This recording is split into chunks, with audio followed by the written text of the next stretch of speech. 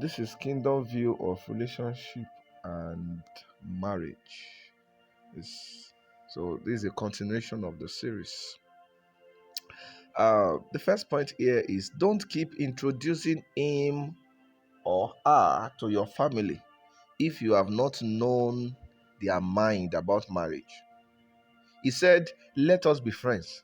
And the next thing is, you're already sending his pictures everywhere for prayers. That's not good enough. He only said, let's be friends. And now you have told your mommy, you told your daddy, you told your grandpa, you are already sending the name to every junction for prayers, for confirmation. About what? The reason we get disappointed is because our expectations are too high. Somebody said, let us be friends. He has not even said, he has not even proposed to you. You already, you turn friendship to proposal. It's not the same thing. When you are too anxious, you will end up getting disappointed. Never show anyone to others when they have not proven their love to you. Are you there? You look foolish and you act foolish. When you do that, you make yourself look foolish. Are you there? And that your action is a foolish action because you have not yet known their mind concerning marriage. So until you know their mind concerning marriage, you are not to begin to introduce them to everybody. Are you there? Otherwise, the day they will leave you, you'll be so disappointed that you may even begin to think of suicide because you have done too many things that you are not supposed to do. That's why you see some people committing suicide. You begin to wonder, is it because a male leaves you? Is it because a brother leaves you? Why should she commit suicide? The reason is because she has done a lot of things during the course of the relationship that she's not supposed to do. During the course of the friendship, she has done a lot of things that she's not supposed to do. So that breakup now looks like the end of the road for her or for him. So we need to be wise. We need to be wise so that we will not reap the fruit of foolishness.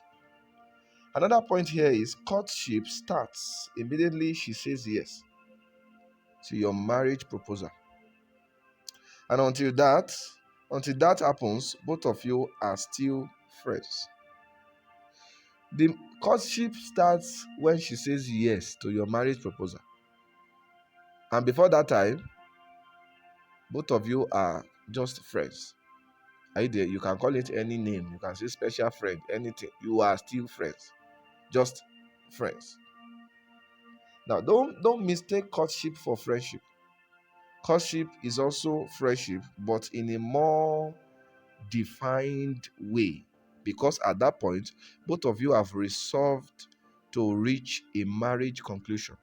Can you see the difference between courtship and friendship now? Another point here is that argument occurs when nobody is ready to humble his idea for proper blending.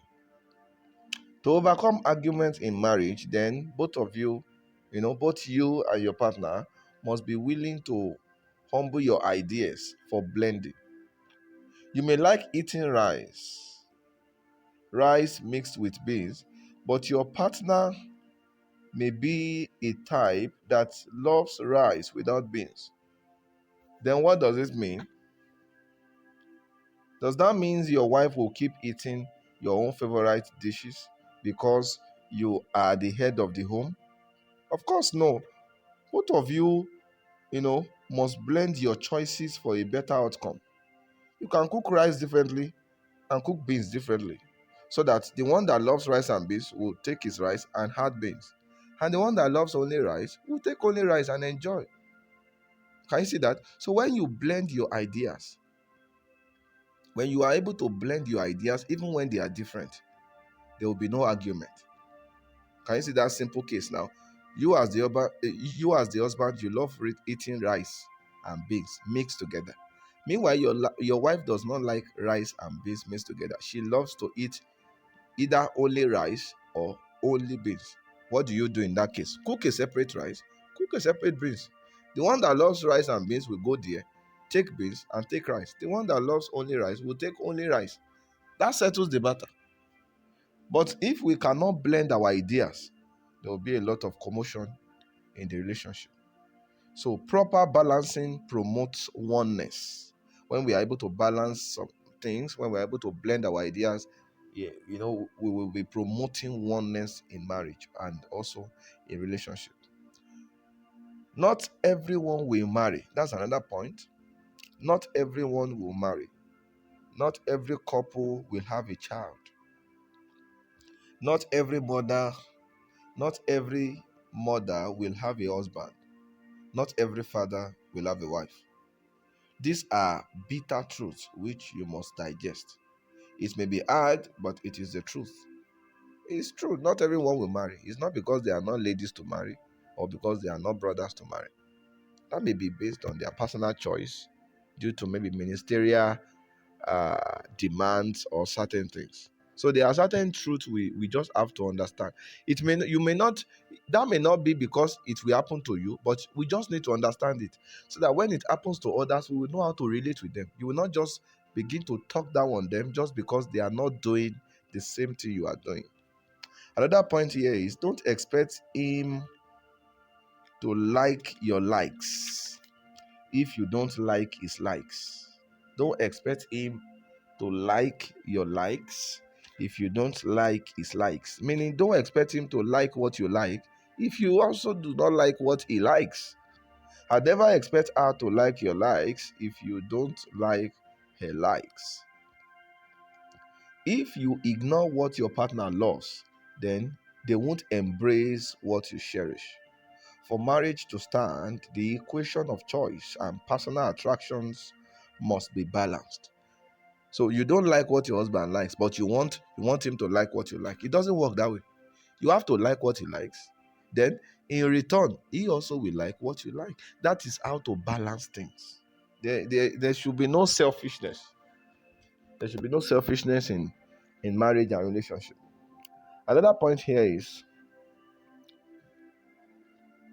now instead of prostrating to greet your parents, now you are the first to give them your hand for a shake. And as a matter of fact, you love Sister Darasimi, but the only thing you ate is the aspect of your wedding that involves prostrating to parents. All this started when you start to speak in diverse tongues. That made you feel you are too big to be small. Until your pride and arrogance is destroyed, your life may not be worth emulating. Just because you are not speaking in tongues, you can pick things in the spirit. Now you can no longer prostrate again. Even to greet your father, you once you see your daddy, you are the first person to stretch your hand. You want to shake him. And the sister you want to marry, you love her so much, but the aspect of the wedding you ate is the prostrating part. Because you are too big to be small. You have been seated with Christ in heavenly places, far above principalities and powers. You are deceiving yourself. You see that your foolishness is the reason you miss the will of God. You better do away with your pride and arrogance and be willing to submit yourself. These simple things, this thing I'm saying may look simple, but I want to assure you that's the reason some people missed the will of God for their lives. You are going to visit your fiance's parent for the first time. You got there, you cannot greet them, in the normal traditional way. The Yorubas, if they are Yorubas, you know their tradition, you know what greeting means in their tribe, and you are just there doing the opposite of everything they would like. If you know their tribe, they love people prostrating. You get there, you stretch your hand because you want to show them you are anointed, you are spiritual. Since the God is using you, so you are too small to prostrate to an ordinary man. You can only prostrate to God. Continue. Your pride is the reason you will miss the will of God. I pray that the Lord will help us to do away with pride in the name of Jesus. Another point here is even when a man can survive without a woman, God still said it is not good for a man to be alone. Life may not be good until you are married. And if you think your life is good as a single, then marriage will definitely make it better. This is true, provided you marry the will of God. Every peaceful home is a purposeful home. Every peaceful home is a purposeful home. To be at peace is to walk in purpose. If you want peace in your home, then you must live in purpose. A purposeful living is the cure to restlessness and carelessness. Are you there? Another point is, if your home is not right, then you are not blessed. Your home is God's hope for your life. Your home is God's hope for your generation. For you to continue in God's instructions, your home must be in order. Will God get a home in your home? That's a question you must ask yourself.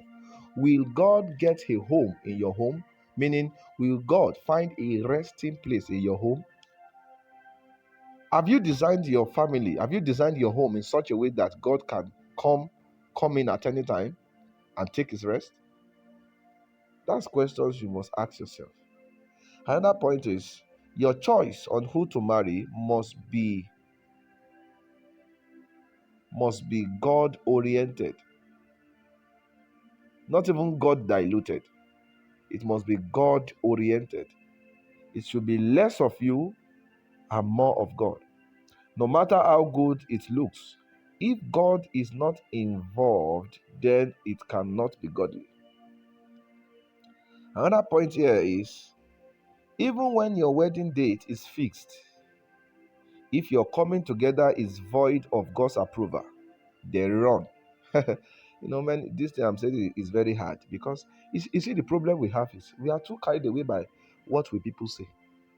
You know this person is not the will of God for you. You have seen a lot of clear evidence. People have told you, you have seen personally, you have checked the scripture, you found it there, and yet to end it is hard because you feel the wedding date is fixed. Who told you the wedding date is fixed?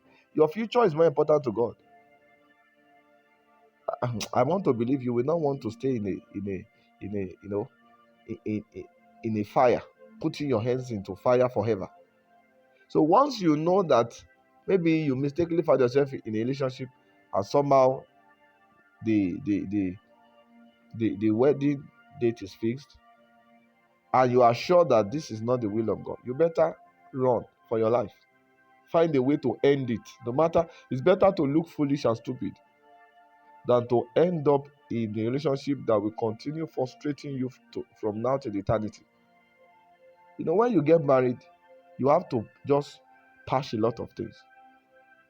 Even when you are not happy, sometimes you need to just come out and smile. May you not live that kind of life in the name of Jesus. This is why you need to be careful to ensure that you lay hold on that which is the will of God for your life. Another point is, when you see where some people's marital partner, when you see where some people's marital partner are choosing, then the end of that relationship can be easily predicted. You can't marry an ungodly person and expect godliness in your home. It's not possible. It's not possible. Another thing to notice, if you still find out that you are helpless even after marriage, then you need a divine intervention. Marriage must be able to provide you with the hope of help and the help for hope. Are you there? If you are in marriage and you are still hopeless, you really need help. It will mean that something is missing, because marriage should be able to give you a sense of hope and an evidence of help. Are you there? You cannot be in marriage and still be hopeless. That's a wrong sign to see. You can't be in a relationship and be hopeless. And hopeless, any relationship that cannot give you hope, that cannot provide support, is not worth staying in. It means you are wasting your time. and our time is precious. So it's not something good to waste a precious time. I hope you know your time is your life. So if you choose to stay in a relationship that's not giving you hope and that's not giving support, that's not adding value to you, you are wasting your time. And to be wasting your time is equal to wasting your life. A man that is wasting his time is wasting his life. So please, you have to take caution. Another point is every right marriage creates a home for you and not a hole in you. Can you see that? Every right marriage creates a home for you and not a hole in you. If what your own marriage is creating in you is hole, then uh, you know what it means. And all these things you can discern it right before marriage. Check your relationship. How is your relationship going? Any relationship that is creating hole in your heart will not create home for you. So you need to step out immediately with immediate effect. Don't let what people will say affect your life. Your life is more precious to God. If your relationship is creating a hole in you, step out. Step out. If it creates a hole in you before marriage, then after marriage, it won't create a home for you. That's one thing you must take note of. Another point is don't judge a family by their problems because it won't last. No matter how tough it may look, God have not decided it to be permanent. God is not problematic, so He won't create or allow personal problems for every home. Most of the things we even call a problem is God's way of helping us to know each other better and to form the bond of oneness. So, what you call problem is not really the problem. Both of you must come together, agree, and fight it, and you will see victory coming in no time. Another point is don't try to make your spouse to be you. You are both one because you are married, but you must understand that you are still two different personalities. If you force your spouse to be who they are not, then you will make them unhappy. There are some things in your partner that you must adapt with. If you keep trying to change everything, you may end up losing everything. The time your wife spends on dressing, her zeal for talking, his appetite for food and sex and so on. If changing all these things will not make them happy, for peace to reign, then you can give them time. Are you there? There are certain things that your wife does that you may not really flow with. There are certain things your husband will do that you may not really flow with. So if you try to change everything, change them, maybe she talks too much, and you are trying to bring her to a point where she doesn't talk at all. If you end up achieving that your aim, you will lose your wife. Now, when I say you will lose your wife, I'm not saying the wife will pack out for you. No, she will still be in the house, but she will be another kind of woman. She will be so boring that even her boringness, the boringness aspect of her will now begin to frustrate your life. So there are some things that we just have to adapt with. We just live, we adapt with it so that they can be their self. Your wife loves singing, but you don't really have passion for singing. So because of that, you want to kill that singing. That's wrong. That's wrong. Because your husband loves a certain kind of business and you don't like it, does not mean you should kill that passion in him. That's wrong. That's very wrong. I pray the Lord helps us in Jesus' name.